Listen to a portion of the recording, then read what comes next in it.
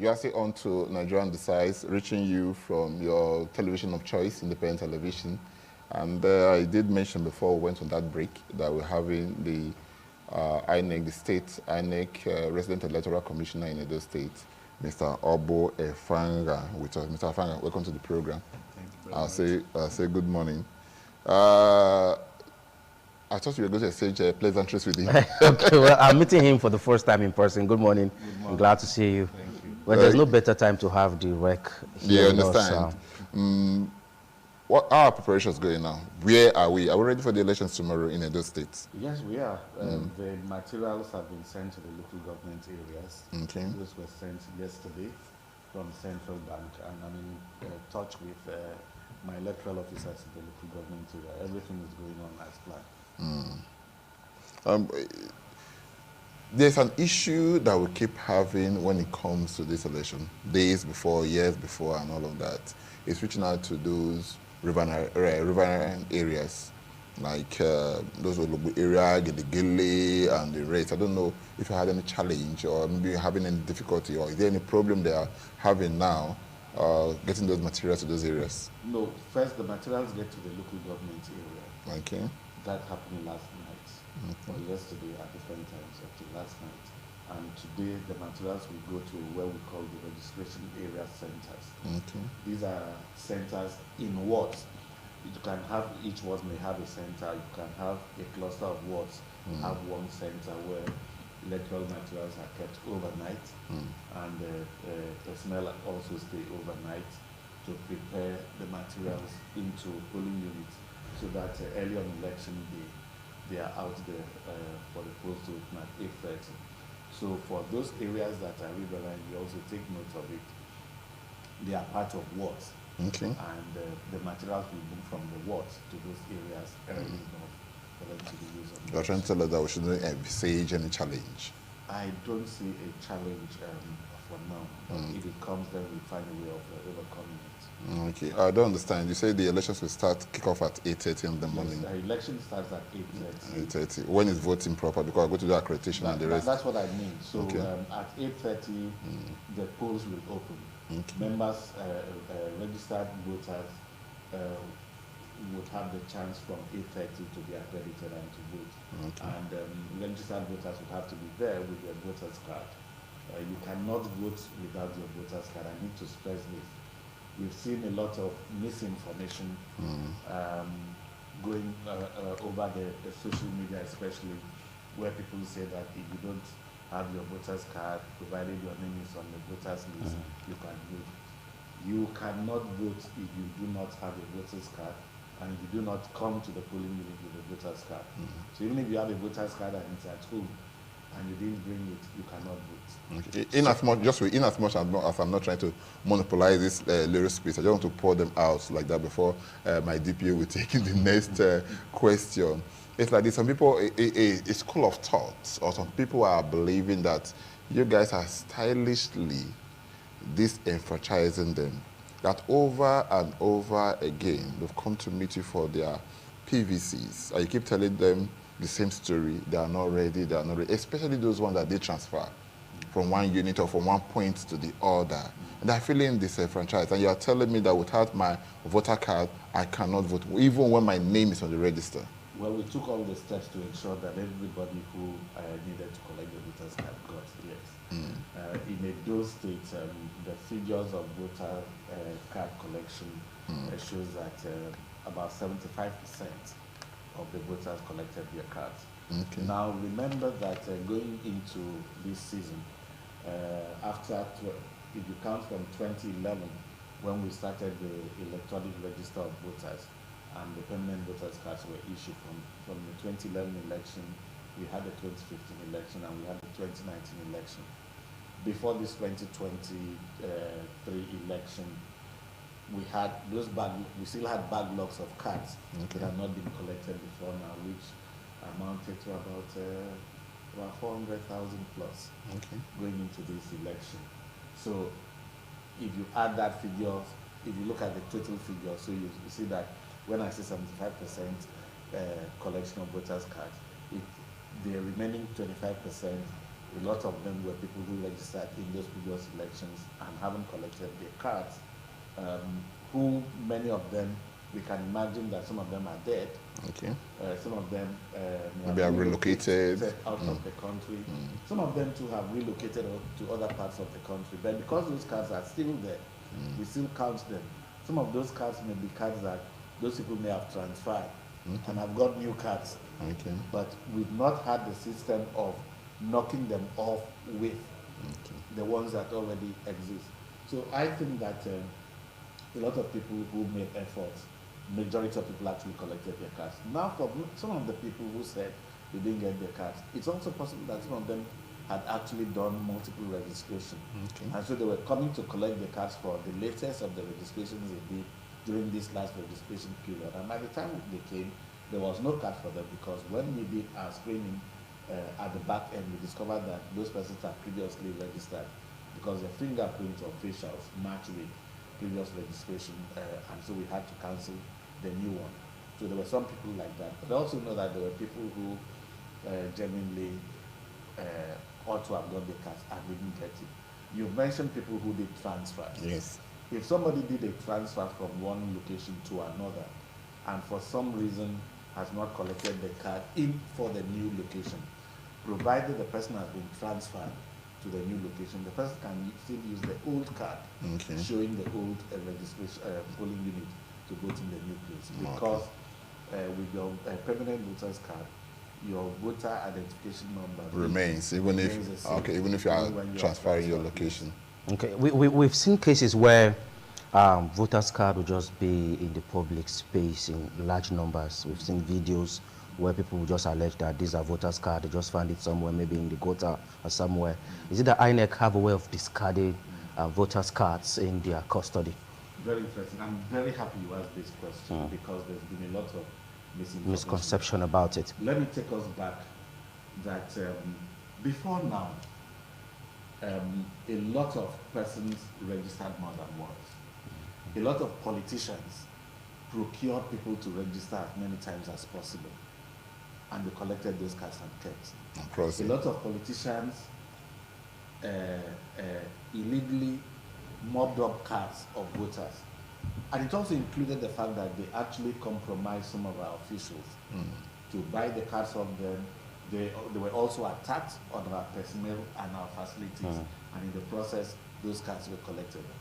Why was that happening? Because back then, we didn't have a very thorough process of identifying a voter on election day. So people could just keep those cards on election day, they give to anybody, any of the supporters. Come and cast vote. And vote.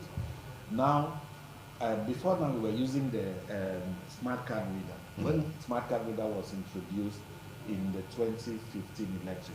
In the 2011 election, there was no smart card reader. So anybody who brought a card can vote. Could vote, whether it was your own registration or not. By 2015, INEC introduced the smart card reader. Politicians found a way of keeping against it, and then eventually they made it. In some instances, they said the card reader wasn't working optimally, even though sometimes it was contrived. And then INEC said, okay, if the smart card reader is not working very well to accredit the voters on election day, you can have still have manual accreditation, and then they fill the incident form. And so in 2015, what politicians ensured happened was that in most polling units, they just discarded the use of the smart card reader, and everybody claimed to have done manual voting accreditation using the incident form. Then in 2019, INEC said there would be no use of incident form. If the smart card reader does not work, then you can't have election then. If you stop the use of the smart card reader for accreditation, INEC will record that there was voting, the outcome was 0 votes. So that way INEC had checkmated the politicians. So all those people who were mopping up cards, were keeping cards, there were even allegations of clone cards. I don't know how far that was true. But all those cards, if you now notice that by the time we introduced the bimodal voter accreditation system device, BVAS, and we've used it in some elections in the last 2 years, everybody has realized that it makes no sense keeping those cards that they were keeping. Okay. And then suddenly, across the country, you will hear a pack of cards was found in the gutter somewhere. Okay, so it wasn't coming from INEC? Definitely not from INEC. Okay. A pack of cards was found in the bush.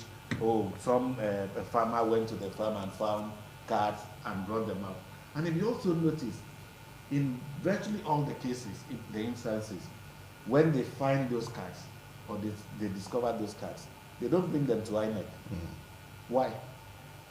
The proper thing to do is to bring it to INEC, and then we find out what could have happened. Okay. And then when you see also, you also notice that those cards will usually come, for a particular location. So you could find a particular ward, which means some politician in that area had bought those cards, stocked those cards to use in that ward to influence the election result there. And now that they found out that there's nothing they can do with it, we now start hearing that these things are being thrown away. So are you doing anything in place? Sorry, I had to interject. Are you doing anything to stop reoccurrence? Because from your analysis, it's been happening since 2011. Is there anything you're doing in place now? Mopping up those cards. What we are saying is you can't use it again now. Okay. You can't, even if you are, sorry to use the word, silly enough to buy cards off people or to pack cards. There's nothing you can use. They are useless. Because you cannot vote with a card that is not yours. Okay. Because your fingerprints and your facial won't match the one of the beavers. registered voter who owns that card. Okay, that's because of the use of the beavers machine. Yes. I'm talking about the beavers. Before today, people, INEC was making reference to Ekiti and Osun State, that we had the best elections there. You guys should see what we did with the beavers. The elections are great and the rest. But today, Oyetola took Adeleke to court. And one of your officials, your personnel, came out to say there was overvoting in that election. With the beavers that you are telling us, that are giving us assurance that yes, we're not going to have incidents of overvoting, and you are still telling us in the same breath that there was overvoting in Osun and Ekiti election, which we are using as a kind of model. So where do you think somebody like Albert Ibangbe can put his trust on that beavers? So let's put it this way.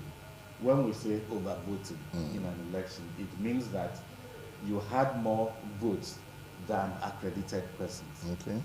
The beavers is used for accreditation. Okay. At the end of the election, the beavers has a record of how many people were accredited in that polling unit. Okay. And so the number of votes you finally tally cannot and should not be more than what the beavers has recorded as the total number of persons Accredited. who were accredited. So the beavers is still functional. It is the beavers record that was able to tell us that there was overvoting.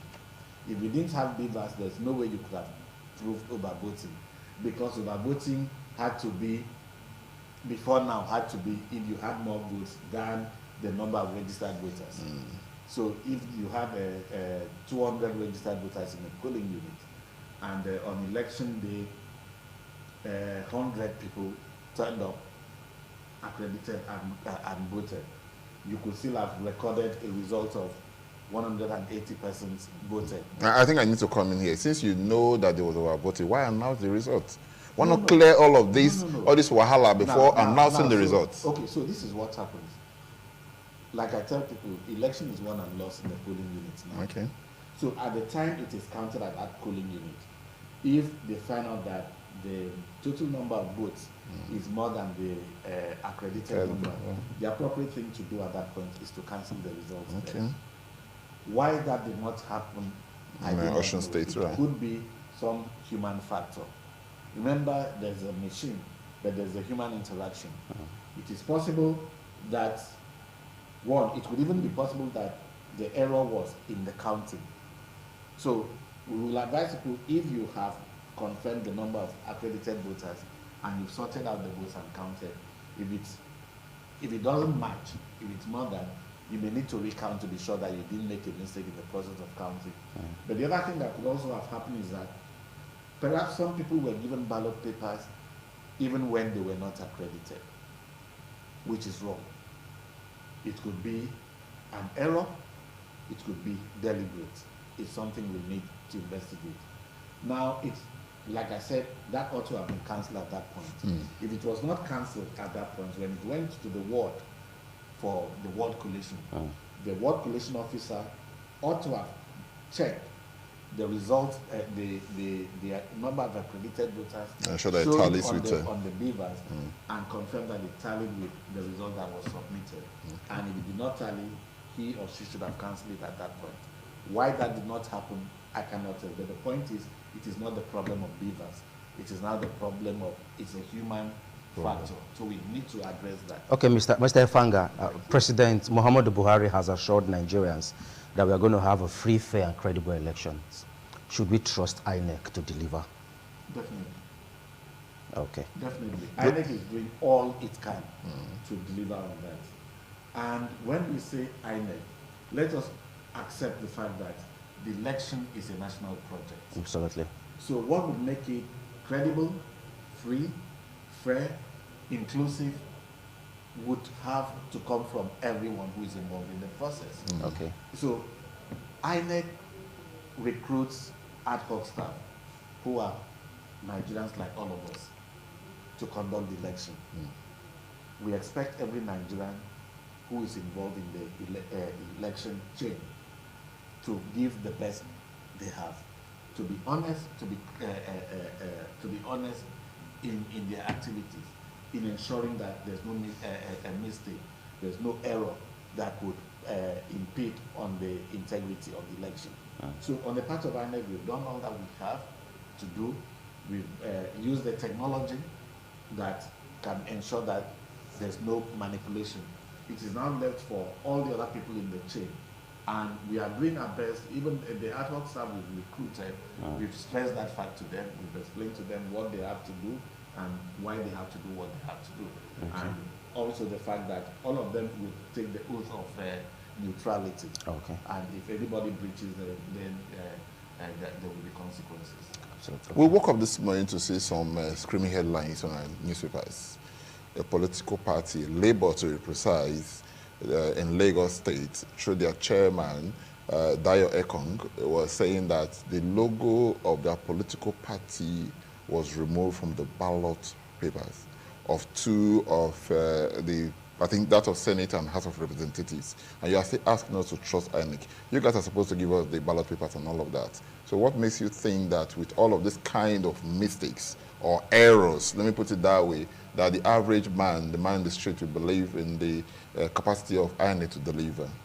Okay, I would like to know the full facts and details of that incident. Just like you said, you woke up to see that. I'll need to see that. But let me tell you how political parties get on the ballot. Okay. A political party will get on the ballot first because it's a registered political party. So we have 18 political parties in the country. And the party you mentioned is one of the 18 political parties. Now, for each of the elections, they would have conducted the primaries and they would have submitted the names of their candidates and within the period of time. And then when they've submitted and that is clear, then the name would be on the ballot. So for the presidential election, for instance, which is the same ballot across the country, I can speak authoritatively that there are 18 political parties who participate in that election, and all the logos are there.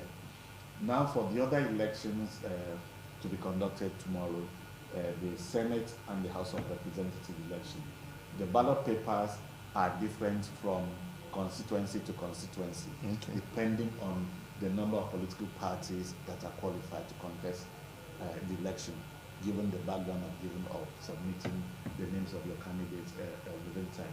So if you take the ballot paper for the Senate election in Edo State, for instance, the one for Edo North will be different from the one for Edo South or Edo Central. Because in one constituency, you may have all the 18 political parties contesting. In another, you may have only 5. In another, you may have only 7. So it's only the logos of the parties that are contesting that election that will be there. I don't know the fine details for the location you mentioned in Lagos, whether indeed that party ought to be on the ballot and it is not there. I'm sure it's something, if it's there's a case has been made out of it, I'm sure headquarters will be able to respond to it, So- or the INEC in Lagos will respond to that. Okay, as we approach the poll tomorrow, it's less than 24 hours to the election. What should Nigerians look out for? You've actually touched one or two areas, but are there other areas they should be looking out for? Well, we've talked about our processes, and people need to, another thing I also need to mention, people need to be sure of the polling unit they're going to Okay, vote yeah. in. We had told people that after all this period, we had to do, for some polling units that were still very large, we did what we call migration, which was that we moved some voters there to nearby polling units that are not large, so that on election day, we don't have an unwieldy situation where in some polling units you have so many people and it takes a longer time. It becomes more difficult to manage, while nearby polling units you have very few persons there. So we did that, and we've also sent text messages to all the persons who have been migrated. I need to explain the difference between transfer and migration of voters. A voter has the right to ask to transfer from one polling unit to another. That's the voter asking For it. move. Now, after this whole thing, what we now did, apart from the transfer, we have closed the movement of voters. We now found out this kind of situation, and we did what we call migration. Migration means that we did this without the consent Of the voter. or the Okay. request of the voter. But we just found out that, it's like people want to come and watch a football game, for instance. They buy tickets, and the ticket tells them where to sit. But if you find a situation where some places there's a problem with that sitting Arrangements, you can rearrange them to sit elsewhere. The important thing is that they can still watch The match. game. So that's what is happening. So where we found that there were too many people registered in one polling unit, we had to move them to nearby polling units. So on election day, if somebody didn't know that he or she had been migrated and turns up where he or she normally goes and doesn't find his or her name on the list there, they will explain to him that his name is on a nearby polling unit, which would not be a far distance, somewhere you can just walk down. I think this should be tantamount to creating new polling units. No, they are not. Those polling units already existed. Okay, so what do you Just do? that- You move them from where they were before, maybe from one primary school to some other areas. Still within there. Okay. So it will just be to walk down the road 3 minutes away, there's another polling unit. Okay. That's where you're going to vote now. Or sometimes you have a very large school that has many polling units. They may just say, oh no, this is not your polling unit, it's this other one here. Or you may need to just cross the road to the other side of the road and vote, or turn behind the next street. But it's not far from where. So like I said, we send text messages to all the people affected, just in case somebody didn't see the text message, because some people may have set up their Misplaced do their not phone. disturb Mode thing on their phone. on their phone, so they may not have received it. But the easiest way people can check now before election day to know where exactly the polling unit is, they can go online and check on voters.inecnigeria.org, or they can go to CBR, voters.inecnigeria.org. Thank or you. they can go to cbr.inecnigeria/VVS. Can you take that again, please? cbr.inecnigeria/VVS.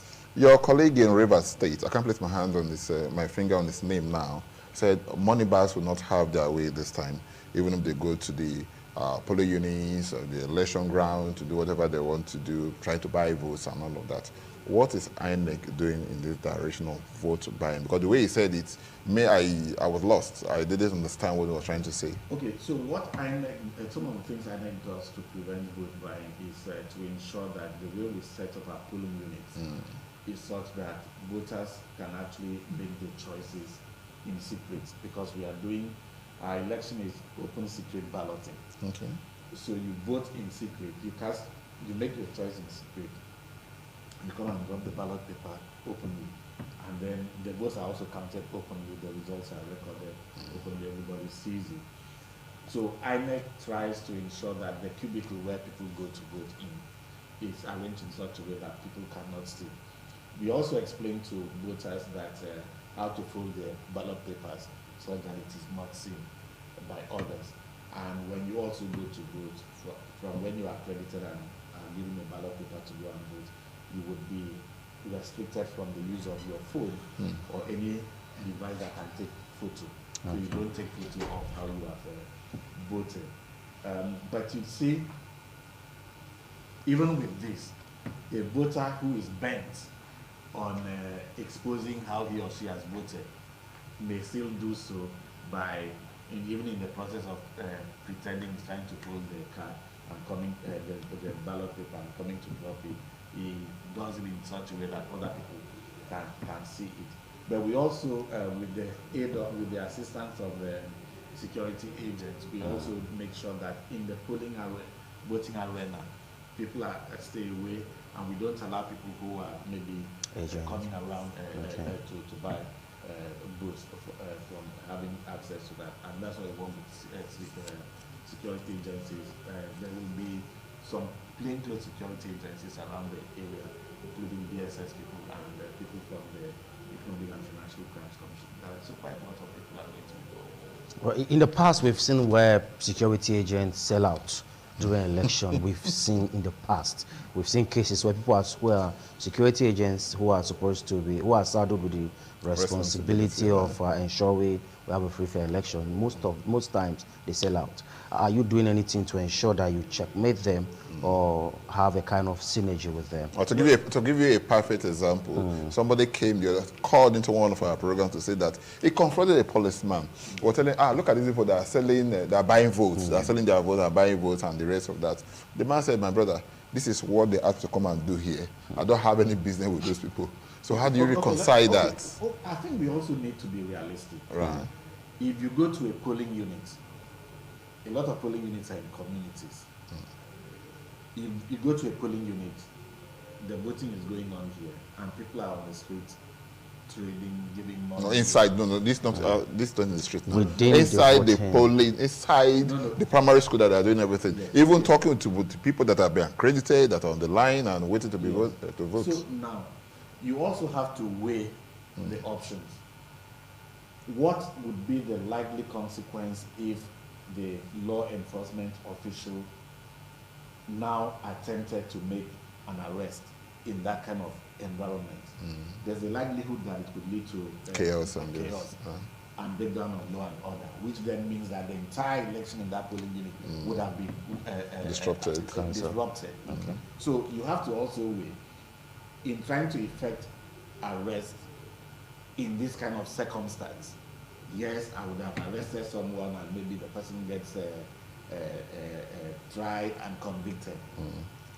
You have to weigh that with the possibility of losing the entire votes of that polling unit. Which one is higher? The higher thing is that every person who comes to vote is allowed to vote. Whether the person was compromised to vote one way or another does not invalidate that vote.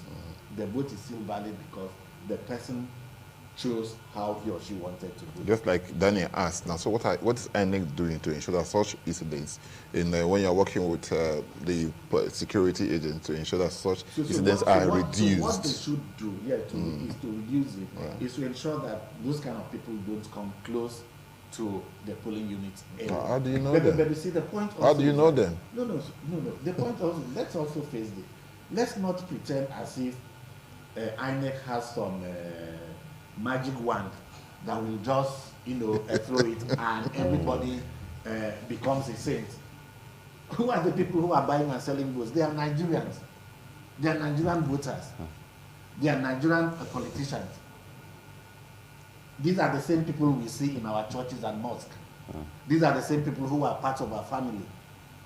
So it is about who we are as a people. Like I tell people, election is a reflection of the quality of people you have in any society. So people also talk about other people in the electoral chain that do things to that is contrary to what should happen. So you talk about even the collation officers or the returning officers. These are university teachers, for instance. And when people complain, I say, look, if a society cannot trust It's safe. the credibility of the members of the academia, then the society is lost. So we have to have an introspection. What quality do we bring as individuals? And this thing is about everyone. The INEC official is involved, the security official is involved, even the media is involved. Because even in the reportage also of the media, you also see that people even tell falsehood in the process. And all these people are Nigerians. After the whole thing, the election is over, and you confront people, they say, oh, you know, it was part of the election. No, we can't continue like this. Okay. So we have to tell us the truth as Nigerians. It is the quality we bring to the process that will make it credible. Somebody was just asking the question of defaced PVCs. What happened to them? It's possible that, you know, PVC don't get expired. Yeah. You can keep them using for over and over again. Now, have a defaced PVC. The passport or the area that's supposed to carry my photograph has been defaced. It's no longer there. Can I still vote with it? Yes, it depends on the nature of the deface, how defaced it is. So important thing is that if you can get the voter identification number, Okay, the VIN. the VIN, we can use that. Or if it also has a barcode, we can actually use the beavers to scan the barcode of the card, and then the information comes up. Okay. So that means that there's no tendency for anyone using someone else's voter's card to vote. It's not going to work out this time. No, it's not good. Okay, recently, the INEC chairman actually said that core members that will be assisted shouldn't be given any form of assistance, maybe food or water during the election, that politicians shouldn't do that. But over time, we've seen where communities just come together and said, okay, the people that are working, INEC staff, let's just find a way of getting refreshment for them. Will that be out of place? Would that be a step in the right direction? Yes. Well, it depends on how you look at this. You see, the person who is made an offer of that nature should also weigh the options. What's the likely consequence of this? Would this affect my conduct of election one way or another, wrongfully? Or is there a possibility that what I'm offered could affect my mood? I mean, food could be laced, or the drinks could be laced. Could it affect me such that people can now take advantage of and manipulate? And there are quite a lot of things there.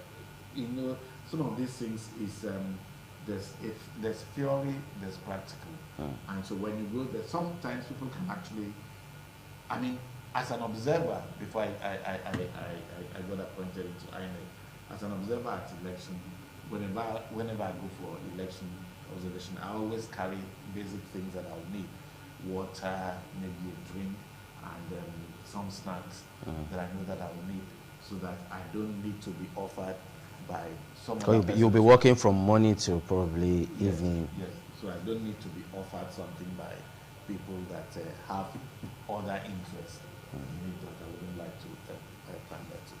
Okay. We started this conversation by asking you about what you've done so far, distribution and all of that. It has been kind of smooth sail.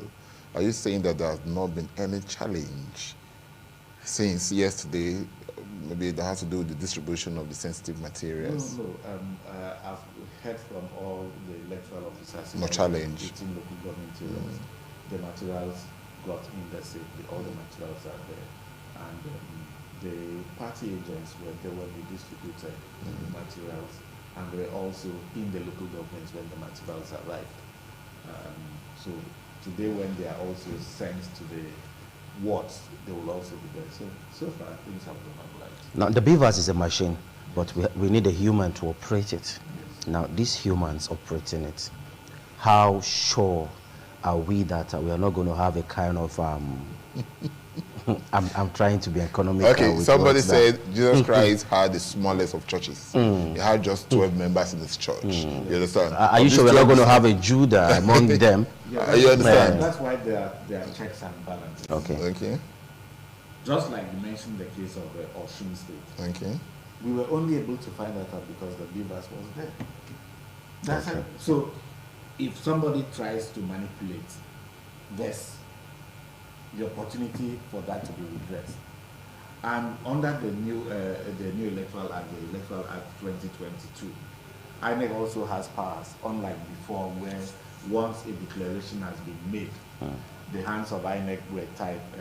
We were what we call in law functus officio. We couldn't do anything to it again, unless if somebody didn't like the outcome, the person would have to go to the tribunal and eventually to the court. Now, the Electoral Act says that if INEC is of the view that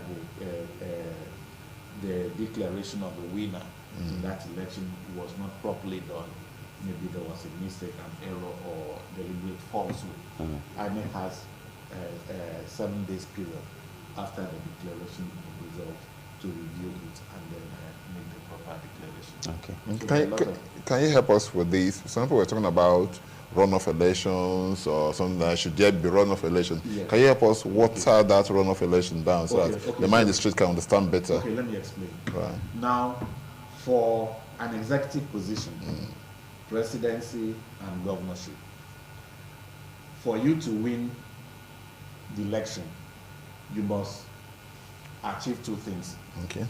In the election, you must have the majority of valid votes cast, and you must also have the spread of votes.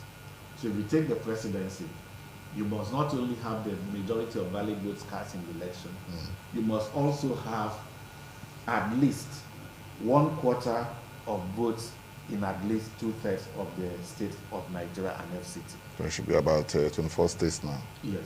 Okay.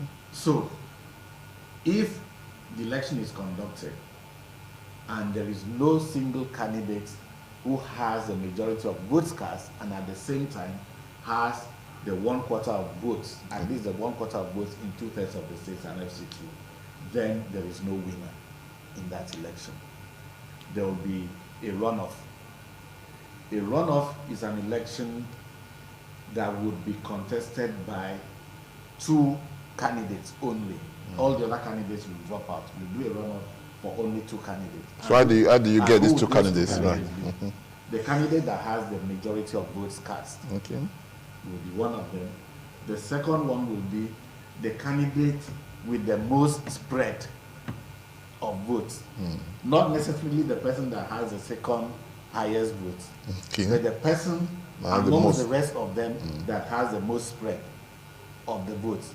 Those 2 persons will go into... So by implication, you are saying somebody can have the least number of vote casts, Yes. But has a better spread than the others. Although theoretically you can say so, but in practice you couldn't have had the least number of votes cast And still have that same spread. Okay.